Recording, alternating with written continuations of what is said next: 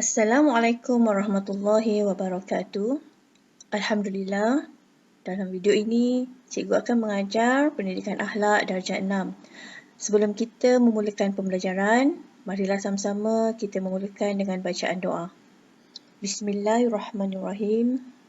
Allahumma aftah alaina hikmataka wanshur alaina min hazaini rahmatika ya arhamar rahimin. Rabbi shrah li sadri wa yassir li amri wahlul 'uqdatam min lisani yafqahu qawli. Rabbi zidni ilma warzuqni fahma. Amin.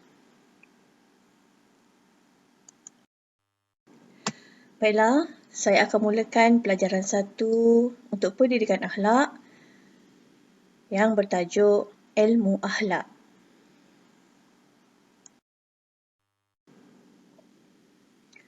Baiklah, cikgu akan mulakan dengan pengertian. Pengertian ilmu akhlak yang mana ia boleh kita bincangkan, kita boleh kupas dalam dua aspek, iaitu pengertian dari sudut bahasa dan pengertian dari sudut istilah. Kita tengok terlebih dahulu pengertian dari segi bahasa. Ilmu akhlak dari segi bahasa ialah perangai, tingkah laku ataupun tabiat. Saya ulang, perangai, tingkah laku atau tabiat. Manakala dari segi istilahnya ialah satu keadaan dalam jiwa yang menghasilkan tingkah laku dengan mudah tanpa memerlukan proses pemikiran dan penelitian. Okey. Secara ringkasnya, apa yang saya boleh jelaskan di sini ialah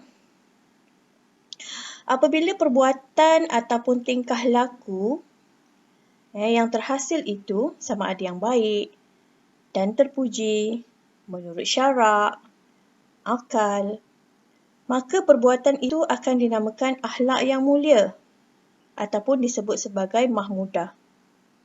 Dan sebaliknya, jika yang terhasil itu pula merupakan perbuatan yang buruk, maka ia dinamakan akhlak yang tercela.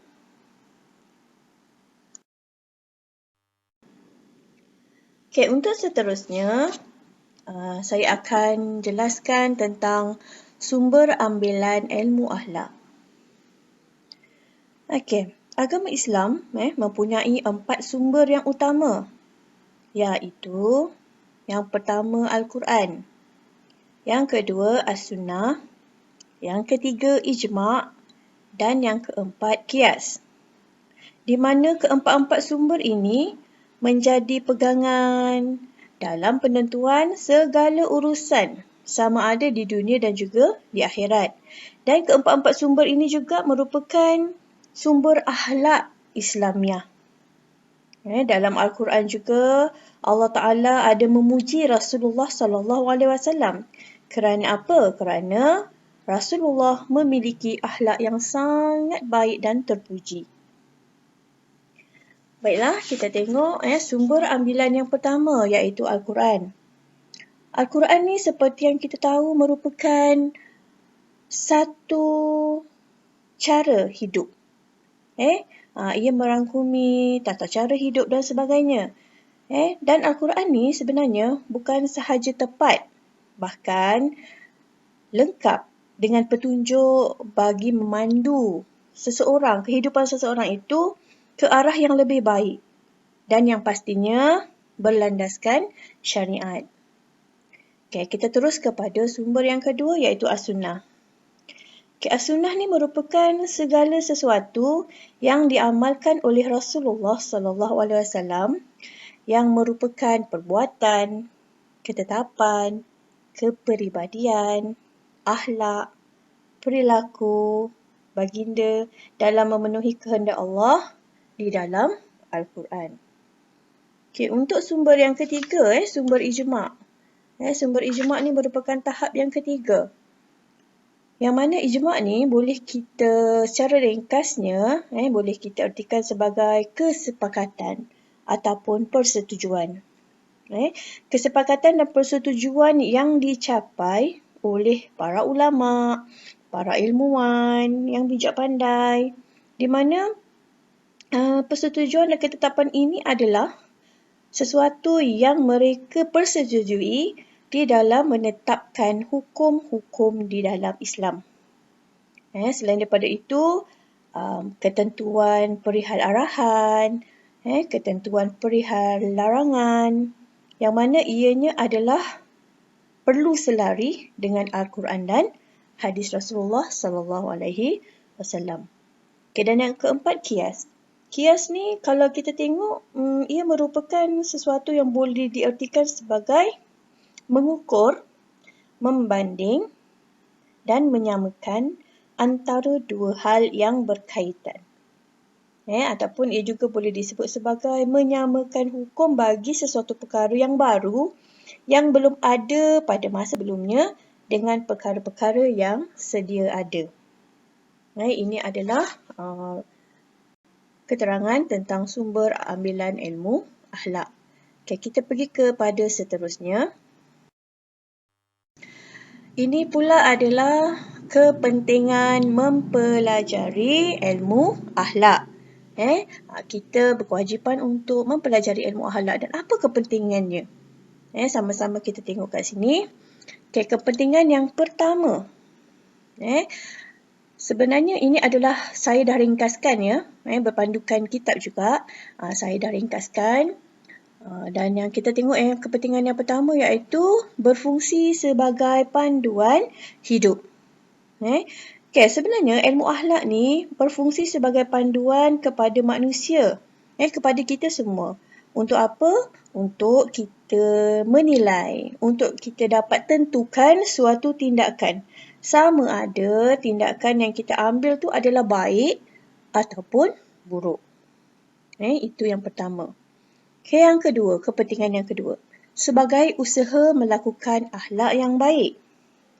Okay, untuk yang ini, seseorang ni yang mengetahui akhlak yang baik, semestinya kalau dia dah tahu akhlak tu adalah akhlak yang baik, maka dia akan sentiasa berusaha untuk melakukan dan menjadikannya dalam setiap tindakan dan perbuatan.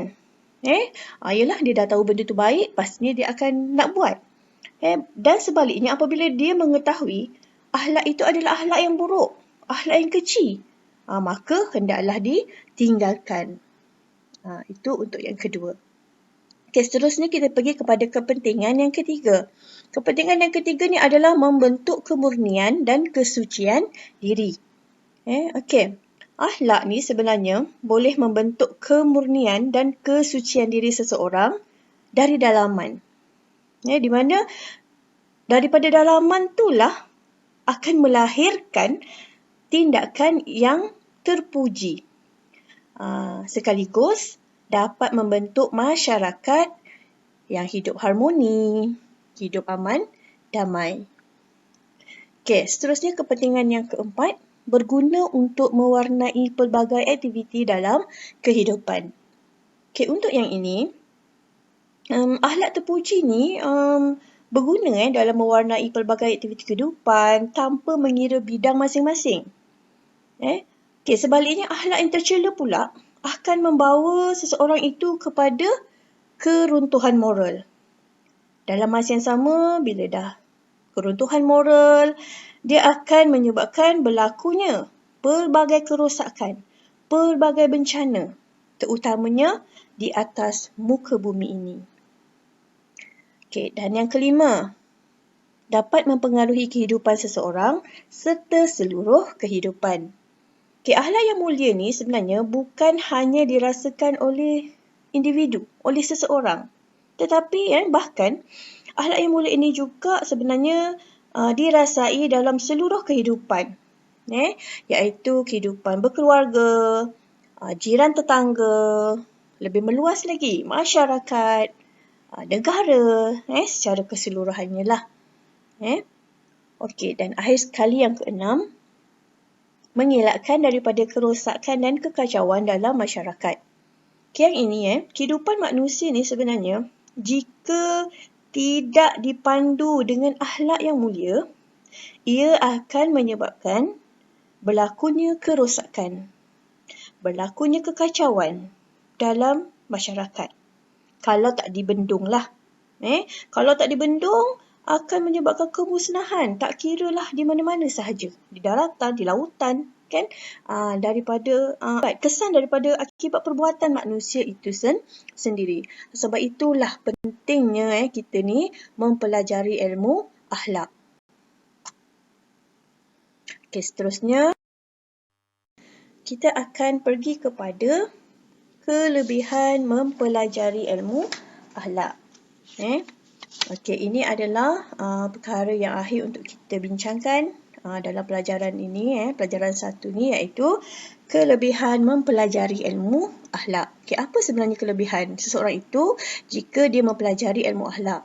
Okey, yang pertama, menyempurnakan iman. Pastinya lah seseorang yang berakhlak mulia, seseorang yang melaksanakan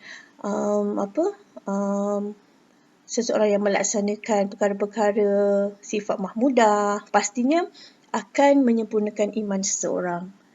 Okey, yang kedua, dapat membentuk kepribadian. Sebagaimana yang kita boleh contohi iaitu kepribadian Rasulullah sallallahu alaihi wasallam. Kepribadian dia, akhlaknya yang terpuji, sebenarnya boleh kita jadikan contoh. Dalam masa yang sama, kita dapat membentuk kepribadian kita supaya menjadi seorang Muslim yang diredai di sisi Allah. Okay, dan yang ketiga, kelebihan yang ketiga kita tengok kat sini adalah membina keluarga sakinah. Membina keluarga yang mawaddah, warahmah. Membina keluarga yang penuh dengan kasih sayang. Membina keluarga yang sentiasa melaksanakan tuntutan dan perintah Allah. Keluarga yang sentiasa di dalam naungan dan rahmat Allah. Kerana apa? Kerana sentiasa melaksanakan ataupun sentiasa mendidik diri mereka untuk memiliki akhlak yang mulia.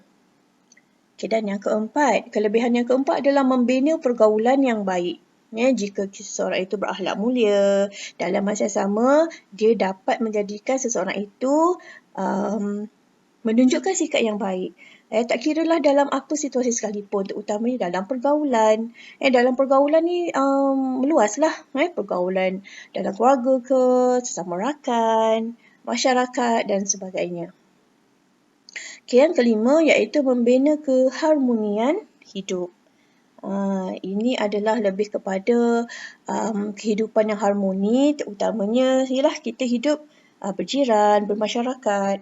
So, untuk mewujudkan keharmonian itu adalah melalui akhlak yang mulia.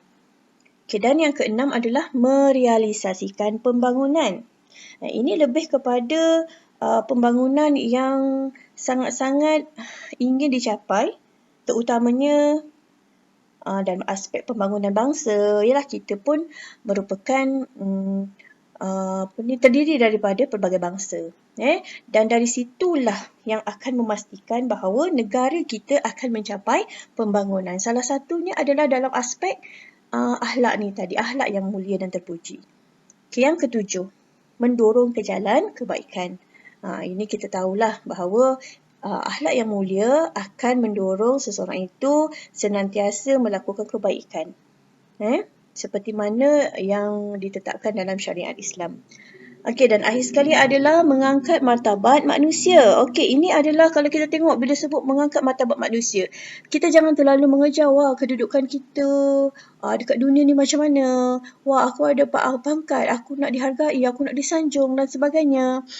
Sebenarnya apa yang perlu kita lebih titik beratkan, lebih fokus adalah kita ingin diangkat, martabat kita ingin diangkat lebih mulia di sisi Allah. Itu yang lebih utama. Okey, jadi ini adalah antara kelebihan mempelajari ilmu akhlak. Jadi apa yang saya sampaikan secara ringkas ini dapatlah kiranya anak-anak semua mengambil iktibar, mengambil manfaat daripadanya, dan semoga objektif hari ini akan tercapailah supaya anak-anak dapat mengetahui bahawa kenapa pentingnya kita ni mempelajari ilmu akhlak. Okeylah. So, saya sentiasa mendoakan anak-anak supaya kita semua akan mencapai kecemerlangan di dunia dan juga di akhirat. Okey, sekian sahaja pembelajaran untuk hari ini dan insya-Allah kita akan berjumpa lagi pada pembelajaran yang akan datang. Baiklah, Assalamualaikum warahmatullahi wabarakatuh.